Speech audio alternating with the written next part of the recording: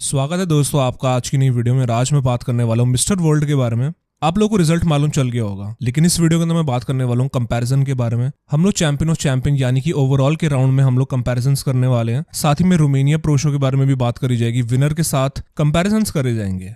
तो इस वीडियो के अंदर बहुत सारे कंपैरिजन्स होने वाले हैं। साथ ही में 2-3 अपडेट्स आई हैं बॉडी बिल्डिंग की दुनिया से, तो सारी चीजों के बारे में बात करी जाएगी। वंस अगेन आप सभी लोगों का वेलकम है। बिना किसी देरी के साथ दोस्तों हम लोग इस वीडियो को जो है ना उसको शुरू करते हैं।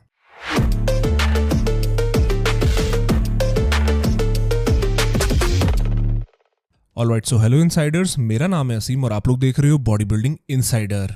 दोस्तों हम शुरुआत करते हैं मिस्टर वर्ल्ड के सबसे पहले रिजल्ट के बारे में। आपको बताना चाहता हूं कि सर्वनन मनी ने जीत लिया है जो ये 15th WBPF चैंपियनशिप हुई है 2024 की। और सर्वनन मनी के बारे में आपको एक और चीज मैं बताना चाहता हूं कि इस साल इन्होंने एक ही शो में कम्पीट करा, खेला और जीत गए।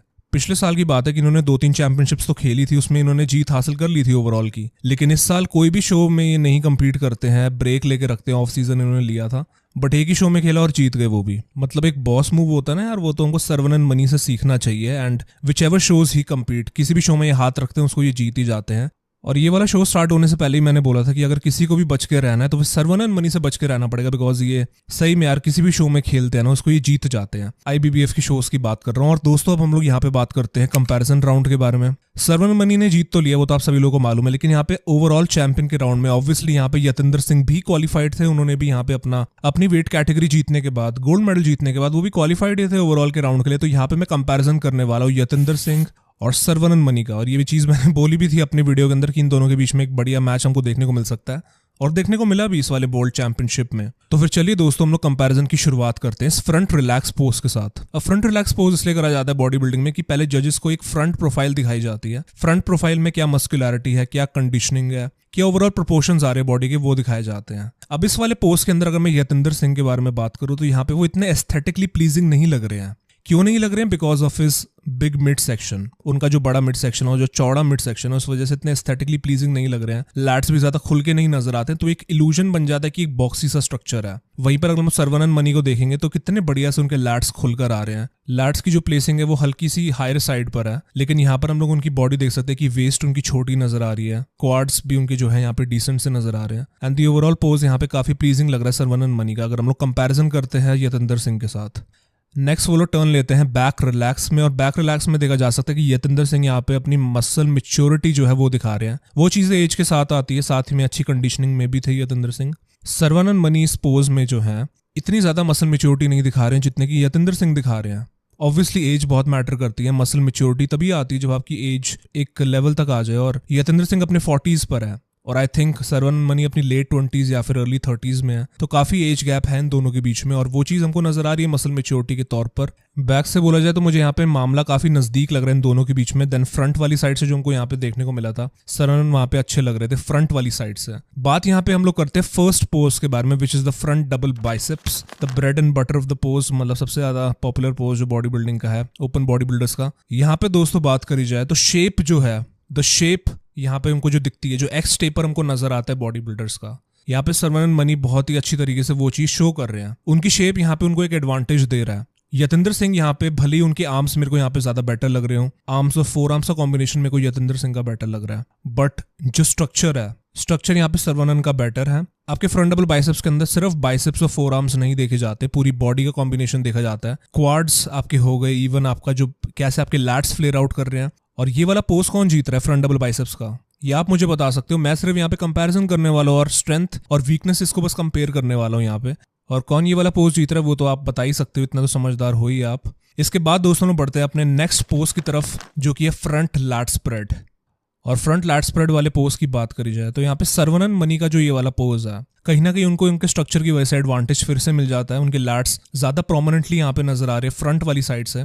यतिंदर सिंह के आर्म्स बड़े होने के कारण और जो उनका स्ट्रक्चर एक बॉक्सी स्ट्रक्चर है, जिस वजह से उनके ना लैट्स इल्यूजन नहीं क्रिएट कर पाते कि ज्यादा बड़े हैं उनके। वहीं पर अगर सर्वनन मनी के देखोगे तो ज्यादा राउंड नजर आ रहे हैं, फ्रंट साइड से ज्यादा अच्छी तरीके से नजर आ रहे हैं उनके लैट्स। तो यहाँ पर सर्वनन को कहीं ना कहीं फिर से एडवांटेज मिल जाता है उनकी लैट्स की तरफ। नेक्स्ट पोज की तरफ बढ़ते हैं, जो कि है साइड चेस्ट पोज। और ये वाला पोज यतिंदर सिंह को ज्यादा फेवर कर रहा है। क्यों ज्यादा फेवर कर रहा है? क्योंकि इस वाले पोज को वो ज्यादा बेटर तरीके से फिल आउट कर रहे हैं। बड़े आर्म्स और डेल्ट्स होने की वजह से इस वाले पोज को वो बेटर तरीके से शो कर पा रहे हैं। फिल आउट है उनका पोज, थिकनेस जो होती है ना साइड से, वो यहाँ पे यतिंदर सिंह की मेरे को यहाँ पे ज्यादा बेटर लग रही है। सर्वनन मनी उस तरीके से वो थिकनेस नहीं शो कर पा रहे साइड से। हालांकि चेस्ट उनकी भी राउंड है और काफी फिल्ड आउट है, बट पूरी बॉडी यहाँ पे देखी जाती है और आर्म्स और डेल्ट्स इतने ज्यादा फिल आउट नहीं कर रहे उनके इस वाले पोज में। तो यहाँ पे कहीं ना कहीं यतिंदर सिंह को एडवांटेज जाता है। चलिए दोस्तों बढ़ते हैं हम लोग अपने नेक्स्ट पोज की तरफ, जो कि है बैक डबल बाइसेप्स। और शोज जीते जाते हैं बैक से, क्या ऐसा सच है क्या? आइए जान लेते हैं। तो बैक वाली साइड से बात करी जाए तो यहाँ पे यतिंदर सिंह जो है उनकी लोअर लैट्स अगर आप देखोगे तो ज्यादा अच्छी तरीके से फिल्ड आउट लग रहे हैं इस वाले पोज में। लोअर लैट की मसल यहाँ पे नजर आ रही है, वहीं पे सर्वनन मनी की वो मसल कहीं ना कहीं मेरे को मिसिंग लग रही है, या वहां पे है ही नहीं, इंसर्ट ही नहीं कर रही है लोअर बैक पे। अपर बैक उनकी बहुत अच्छी लग रही है, डेवलप्ड है। लैट्स उनके ऊपर अटैच होते हैं सर्वनन मनी के, जैसे कि आपने दूसरे बॉडी बिल्डर्स के भी देखे होंगे। डेनिस वुल्फ के आपको याद होगा कि लैट्स काफी हाई अटैच होते थे, वैसे मेरे को सर्वनन मनी के भी नजर आ रहे हैं। बट लोअर लैट्स की बात करी जाए तो यहाँ पे यतिंदर सिंह ज्यादा मेरे को बेटर नजर आ रहे हैं, काफी क्लोज है इस वाले पोज के अंदर, और आप लोग किसी को भी दे सकते हो ये वाला पोज। ग्लूट्स की बात करी जाए तो दोनों के ही ग्लूट्स सिमिलर कंडीशन के अंदर है, दोनों के ही ग्लूट्स में फाइबर नहीं नजर आ रहे इस वाले पोज में। किसी को भी ये वाला पोज आ सकता है, अगर आप लोग थिकनेस प्रेफर कर रहे हो तो फिर आप लोग यतिंदर सिंह को पोज दे सकते हो, नहीं कर रहे हो तो फिर आप सर्वनन मनी को भी दे सकते हो। नेक्स्ट पोज की तरफ बढ़ते हैं, जो कि है बैक लैट स्प्रेड। और इस वाले पोज के अंदर एकदम डोमिनेंटली वाले तरीके से डोमिनेंटली यहाँ पे सर्वनन मनी अपनी विथ दिखा रहे हैं अपनी बैक की, और एकदम खुल के उनकी बैक हम लोग यहाँ पे देख सकते हैं। ट्रैप्स भी बहुत अच्छे से उनके नजर आ रहे हैं, जो पीछे आप जो थिकनेस देख सकते हो बैक की वहां पे। यतिंदर सिंह की बात करूं तो यहाँ पे बैक उनकी इतनी ज्यादा खुल के नहीं नजर आ रही जितनी की सर्वनन मनी की यहाँ पे नजर आ रही है। तो ये वाला पोज आप डिसाइड कर सकते हो कि आप किसको देना चाहते हो। नेक्स्ट पोज की तरफ बढ़ते हैं, जो कि है साइड ट्राइसेप्स वाला पोज। साइड पोजेस यहाँ पे काफी फेवर कर रहे हैं यतिंदर सिंह को ड्यू टू हिज थिकनेस। और साइड ट्राइसेप्स वाले पोज में भी अगेन सिर्फ ट्राइसेप को नहीं देखा जाता है, पूरी बॉडी को देखा जाता है। ट्राइसेप का जो यहाँ पे कट है वो भी काफी डीप है, थिक है, और साथ में उनके शोल्डर्स में भी फाइबर नजर आ रहे हैं। बट जो पोज हिट करने का तरीका है वो एक तरीके से अपना फ्रंट ट्राइसेप्स दिखा रही है यतिंदर सिंह, जो कि अगर आईआईबीबी फेडरेशन होती तो वहां पे अलाउड नहीं होता, बट खैर आईबीबीएफ है तो हो सकता है वहां पे अलाउड हो। यहाँ पे मैं गौर फरमाना चाहूंगा कि सर्वनन मनी यहाँ पे बिटवीन द पोजेस जब ट्रांजिशन करते हैं तो काफी हार्ड तरीके से ब्रीथ करते हैं, सांस जो है अपनी पेट से ले रहे हैं और बिल्कुल अपना गट जो है रिलैक्स कर देते हैं, और गट रिलैक्स होने की वजह से वो बबल गट वाला चीज हमको वीडियो में नजर आ रहा है। और नेक्स्ट पोज भी आता है तो वो है एब एंड थाई। और एब एंड थाई में सबसे मेन चीज होती है आपका मिड सेक्शन और आपका फ्लो कैसा आ रहा है बॉडी का। और जैसे कि मैंने बताया था कि सर्वनन मनी पोज से पहले ट्रांजिशन के दौरान काफी हैवी ब्रीदिंग कर रहे थे और अपने पेट से कर रहे थे, तो उनका इस वाले पोज के अंदर वो कहीं ना कहीं जो उनके प्रपोर्शंस है उनके मिड सेक्शन पर ऑफ नजर आ रहे हैं। उनका बबल गट टाइप जो है वो चीज हमको देखी जा सकती है स्टेज पर, और वो काफी प्लीजिंग नहीं लग रहा है। और जीतता हुआ पोज वो हार चुके हैं। वो क्यों हारे हैं? क्योंकि हालांकि उनका मिड सेक्शन छोटा है compare to Yatinder Singh, but breathing ना ठीक करने की वजह से और अपने गट को रिलैक्स करने की वजह से वो प्रपोर्शंस ऑफ आ रहे हैं। यतिंदर सिंह को अगर आप लोग देखोगे तो एक एब्स जो है ना उनकी बिल्कुल बढ़िया तरीके से टाइट तरीके से उन्होंने अपने फ्लेक्स करके रखे हुए हैं, एक एक एब मसल उनका नजर आ रहा है। क्वाड्स की बात करी जाए तो मेरे को क्वाड्स सर्वनन मनी के बेटर लग रहे हैं, और यहाँ पर एज की वजह से यतिंदर सिंह को क्वाड्स का साइज काफी तंग कर रहा है, क्योंकि एज एक बहुत ही बड़ा फैक्टर है जो कि डिसाइड करता है कि आप कितनी जल्दी आप मसल पुट ऑन कर सकते हो अपने क्वाड्स पर। और सबसे पहले साइज आपका क्वाड्स में से ही चला जाता है जब आपकी एज ज्यादा हो जाती है। तो यहाँ पर दोस्तों हमारा कंपैरिजन राउंड खत्म हो जाता है, और विनर जो बनते हैं, जो जजेस डिसाइड करते हैं कि ओवरऑल चैंपियन ऑफ चैंपियन किसको बनना चाहिए, तो वो है सर्वनन मनी।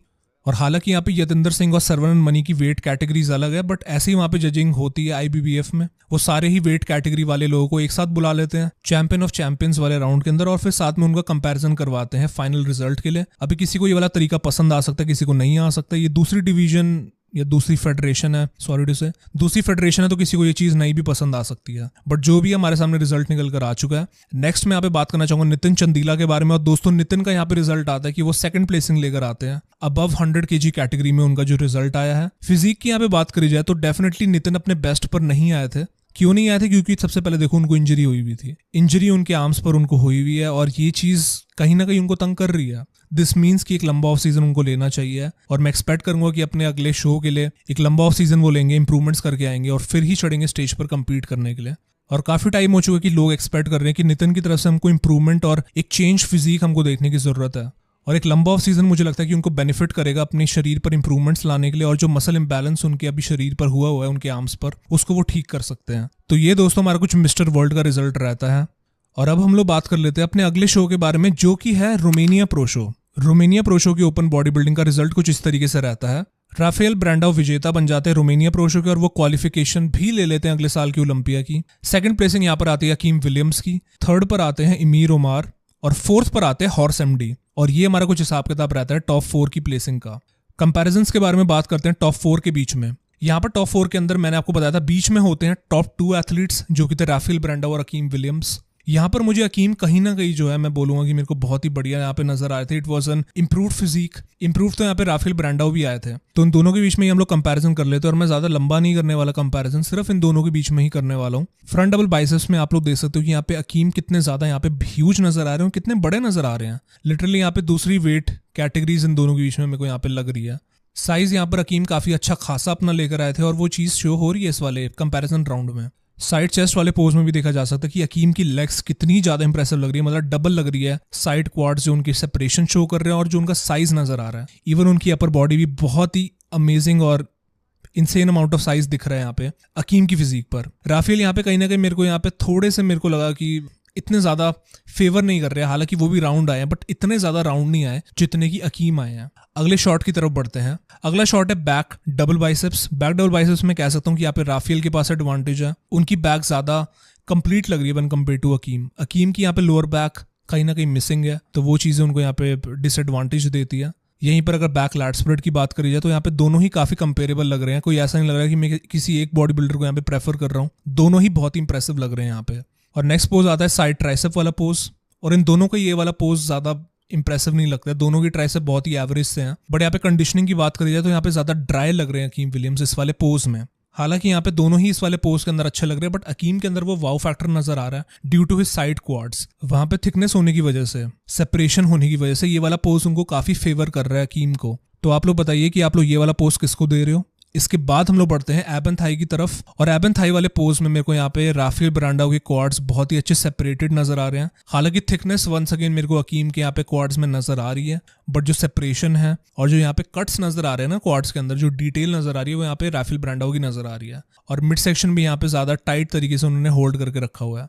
तो ये दोस्तों हमारा कुछ कंपैरिजन राउंड रहता है। यहाँ पे जजेस डिसाइड करते हैं कि यहाँ पे राफेल को जीतना चाहिए और वो जीत जाते हैं। सेकंड पे बताया कि अकीम विलियम्स आते हैं, और कई लोग कह रहे हैं कि अकीम को जीतना चाहिए था या फिर नहीं जीतना चाहिए था। तो आप लोग मुझे बताओ यार कि आप लोग किसको यहाँ पे प्रेफर कर रहे हो, अकीम विलियम्स को या फिर राफेल ब्रांडो को। इसी के साथ हम लोग यहाँ पे बात करते हैं मेंस फिजिक डिवीजन के बारे में, और यहाँ पे मैं आपको बताना चाहता हूँ कि एमिल वॉकर वही एथलीट जो कि कजाकिस्तान प्रो शो जिन्होंने जीत लिया था इंडियन एथलीट्स के साथ, जिन्होंने कम्पीट करा था इस वाले शो में भी, रोमानिया प्रो शो में भी वो आते हैं कम्पीट करने के लिए, और वो भी शो की विजेता बन जाते हैं। और फिर से एक और बार एमिल ने जीत हासिल कर ली और बैक टू बैक विन्स उनको मिली है। और हालांकि एमिल ऑलरेडी क्वालिफाइड थे ओलंपिया के लिए जब उन्होंने कजाकिस्तान जीत लिया था, उनको दोबारा से कम्पीट करने की जरूरत नहीं थी, बट फिर भी उन्होंने कम्पीट करा और किसी दूसरे एथलीट की क्वालिफिकेशन रोक दिया। अब किस एथलीट की उन्होंने क्वालिफिकेशन रोकी उसको बताने से पहले मैं आपको ये चीज बताना चाहता हूँ कि हमारे इंडियन एथलीट उमेर बहामद ने भी रोमानिया प्रो शो में कम्पीट करा था मेंस फिजिक डिवीजन में। उनका क्या रिजल्ट रहता है, जहां पर उमेर ने कजाकिस्तान प्रो शो में नेक्स्ट टू एमिल वॉकर वो सेकंड प्लेसिंग लेकर आए थे और काफी क्लोज का मुकाबला था वहां पर। तो यहाँ पर भी लग रहा था कि एक अच्छा हमको रीमैच देखने को मिलेगा इन दोनों के बीच में, बट यहाँ पे बिल्कुल ही अलग यहाँ पे बात हो जाती है और एकदम अलग ही रिजल्ट निकल कर आया। उमेर बहामद यहाँ पे फर्स्ट प्लेसिंग तो दूर की बात है, कंपैरिजन तो छोड़ो, यहाँ पे फर्स्ट कॉल आउट में भी नहीं आ पाते हैं। तो बहुत ही अलग रिजल्ट यहाँ पे रहता है, और different location different set of competitors में कम्पीट करने की वजह से यहाँ पे अलग ही रिजल्ट हमको देखने को मिलता है उमेर की तरफ से। उमेर की हालांकि परफॉर्मेंस वाली वीडियो हमको सिर्फ यही देखने को मिली है, अगर कोई क्लियर वीडियो आती है तो मैं आपको दिखा दूंगा, बट ये कुछ हमारा रहता है हिसाब किताब कि उमेर यहाँ पे फर्स्ट कॉल आउट में नहीं आते हैं। ऑफिशियल स्कोर कार्ड्स का हमको वेट करना पड़ेगा। उमेर का फिलहाल जो रिएक्शन रहता है रिजल्ट आने के बाद वो ये कि वो प्राग प्रो शो में कम्पीट करने वाले हैं। वो प्राग के लिए निकल चुके हैं, जो कि अगले हफ्ते होने वाला 17 नवंबर को वो चढ़ेंगे प्राग प्रो शो के स्टेज पर। रोमानिया एक बहुत ही स्टैग्ड लाइनअप था और बहुत ही बढ़िया कंपेटिटर्स हमको यहाँ पे देखने को मिले हैं। और जो एथलीट यहाँ पे सेकंड प्लेसिंग लेकर आए रोमानिया के मेंस फिजिक में, इनका नाम है उमर अहमद। और ये उमेर बहामद के काफी मतलब सिमिलर से आपको नाम साउंड करेगा, बट ये डिफरेंट एथलीट्स है, तो आप लोग कंफ्यूज मत हो जाना। उमर अहमद यहाँ पे सेकंड प्लेसिंग लेकर आते हैं और बहुत ही बढ़िया प्रदर्शन उन्होंने करके दिखाया अपनी फिजिक का। वैस्कुलैरिटी और कंडीशनिंग बहुत ही प्यारी लग रही थी इनकी बॉडी पे, और कई लोग इनकी बॉडी को ज्यादा प्रेफर कर रहे थे next to Emil Walker. But the fact is Emil Walker ने अपना दूसरा pro show back to back जीत लिया है मिस्टर ओलंपिया के लिए। दोस्तों ये हमारा कुछ रहता है रोमानिया प्रो शो का रिजल्ट। ओपन बॉडी बिल्डिंग में राफेल ब्रांडो, मेंस फिजिक में एमिल वॉकर। इसके बाद दोस्तों हम लोग अपडेट्स के बारे में बात कर लेते हैं, और सिर्फ एक दो अपडेट्स ही आई तो उनके बारे में फटाफट से मैं आप लोगों को बता देता हूँ। पहली अपडेट यहाँ पर आती है रेमोन रोशा कराइस, रेमोन डीनो की तरफ से, और यहाँ पे रेमोन हमको गेस्ट पोजिंग करते हुए यहाँ पे नजर आते हैं। और इस शो में वो गेस्ट पोजिंग करने के लिए आते हैं जिसका नाम है मसल कॉन्टेस्ट फिट पीरा 2024, और यहाँ पे रेमोन देखे जाते हैं गेस्ट पोजिंग करते हुए। और रेमोन आप लोग देख सकते हो उनकी फिजिक पर यहाँ पे टैन नहीं लगा हुआ और यहाँ पे कितनी बेटर उनकी फिजिक लग रही है। जब रेमोन को स्वेटिंग होती है स्टेज पर तो उनका टैन निकलना शुरू हो जाता है और उनकी बॉडी पे वो अच्छा लुक नहीं लगता है। यहाँ पे बिना टैन की वो पोजिंग कर रहे हैं और मेरे को यहाँ पे बहुत ही नेचुरल उनकी बॉडी लग रही है, मतलब natural, not in terms of वो नैटी वाला जो आप बात करते हो, मतलब काफी नेचुरल स्टेट के अंदर उनकी बॉडी है विदाउट द टैन और बहुत ही खूबसूरत प्रपोर्शंस अपने वो दिखा रहे हैं फिजिक पर। गेस्ट पोजिंग करते हुए यहाँ पे मेरे को रेमोन की फिजिक बहुत ही अच्छी लग रही है। शेप के अंदर वो नजर आ रहे हैं, मसल्स के अंदर अभी भी वो डिटेल्स और सेपरेशन है। आपको याद होगा कि रेमोन ने अभी रिसेंटली कंपीट करा था ब्राजील वाले शो में और वो जीत गए थे वाला शो और क्वालिफिकेशन भी उन्होंने हासिल कर ली थी। तो right now Ramon is looking good और रेमोन ने अब हमको सीधा अगले साल के ओलंपिया में नजर आना है, क्योंकि अब वो कंपीट तो करने वाले हैं नहीं आर्नोल्ड क्लासिक में, तो सीधा ही हमको अगले साल ओलंपिया में वो नजर आएंगे। तो कह सकते हो कि one of the final times होने वाला है कि ओलंपिया से पहले हम उनकी बॉडी स्टेज पर देख रहे हैं और इस फिजिक पर वो क्या इंप्रूवमेंट्स लेकर आते हैं। डेफिनेटली मैं टैन पर भी इंप्रूवमेंट्स देखना चाहूंगा। मैं स्वेटिंग जब होती है ना रेमोन को और वो जब टैन निकलना शुरू हो जाता है उनकी फिजिक से तो वो अच्छा नहीं लगता, तो मैं वहां पे इंप्रूवमेंट देखना चाहूंगा रेमोन की तरफ से। आप लोगों को दोस्तों रेमोन की फिजिक इस गेस्ट पोजिंग में कैसी नजर आ रही है, आप लोग अपने थॉट्स बता सकते हो कमेंट सेक्शन में। इसी के साथ दोस्तों बढ़ते हैं हम लोग अपनी फाइनल स्टोरी की तरफ और फाइनल स्टोरी यहाँ पर आती है अनिक घोष की तरफ से। अनिक घोष दोस्तों अपने वीडियो डालते हैं अपने इंस्टाग्राम की पोस्ट पर या रील पर डालते हैं और उस रील पे वो कैप्शन में लिखकर बताते हैं और वो मतलब पूछते हैं एक तरीके से हम लोगों से कि क्या उनको कम्पीट करना चाहिए मुंबई प्रो शो में, जो भारत प्रो शो होने वाला है दिसंबर के महीने में। आपको याद होगा दोस्तों कि काफी बैक टू बैक शोज, मतलब काफी शोज खेले अनिक घोष ने इस साल। लगा लो कि अनिक घोष ने 3-4 शोज तो इस साल खेल ही लिए होंगे। अनिक अभी पूछ रहे हैं क्या उनको मुंबई में कम्पीट करना चाहिए। और अगर रिजल्ट की बात करी जाए, यहाँ पे पोल उन्होंने डाला था कि कितने लोग चाहते हैं कि वहाँ पे वो कम्पीट करें, तो पोल के हिसाब से यहाँ पे 90% लोग कह रहे हैं कि उनको कम्पीट करना चाहिए, 10% लोग कह रहे हैं कि उनको नहीं कम्पीट करना चाहिए। तो लोग तो चाहते ही, इतना तो हमें मालूम चली है कि लोग चाहते हैं कि अनिक को वो स्टेज पर देखे मुंबई प्रो शो के। बट कायदे से बात करी जाए तो अनिक को इस टाइम पर रेस्ट की जरूरत होगी, क्योंकि वो बैक टू बैक कम्पीट करते हुए आ रहे हैं। 3-4 शोज उन्होंने खेले हैं। वो स्टार्ट हुए थे जून जुलाई में जब उन्होंने जो शेरू क्लासिक हुआ था दिल्ली का, दिल्ली प्रो शो में उन्होंने कम्पीट करा था, तब से वो कम्पीट कर ही जा रहे हैं। रेस्ट की बॉडी को इस टाइम पर जरूरत होगी, बट लोग तो चाहेंगे कि वो कम्पीट करें नेक्स्ट टू इंडियन एथलीट्स और उनको देखना चाहेंगे। और इस साल जो अनिक की परफॉर्मेंस रही है बहुत ही कंसिस्टेंट रही है और बहुत ही अच्छी रही है, तो लोग देखना चाहेंगे उनको स्टेज पर कम्पीट करता हुआ। और फिलहाल ये कुछ अनिक का सीन रहता है। देखकर लग रहा है कि अनिक घोष कम्पीट करेंगे मुंबई प्रो शो में, बट अभी कंफर्मेशन का वेट करना पड़ेगा। जो भी कंफर्मेशन आती है इनकी तरफ से, क्या ये कम्पीट करते हैं या फिर नहीं, आपको चैनल पे देखने को मिल जाएगी। बाकी आप लोग वेलकम हो अपने थॉट शेयर करने के लिए कि क्या आप लोग अनिक को देखना चाहते हो। लॉजिकल रीजन बताना कि आप लोग अनिक को देखना चाहते हो मुंबई प्रो शो के स्टेज पर और क्या उनको कम्पीट करना चाहिए। अपने थॉट्स बताइए और मैं आप सभी लोगों को मिलता हूँ अगली वीडियो के साथ। आज की अपडेट वीडियो के लिए था बस इतना ही, जो मैंने कंपैरिजंस वगैरह करे हैं। पसंद आई हो ये वाली वीडियो तो फिर लाइक सब्सक्राइब शेयर। मैं आप सभी लोगों को मिलता हूँ अगली वीडियो के साथ। तब तक के लिए अपना ख्याल रखिए। Till then take care and bye bye.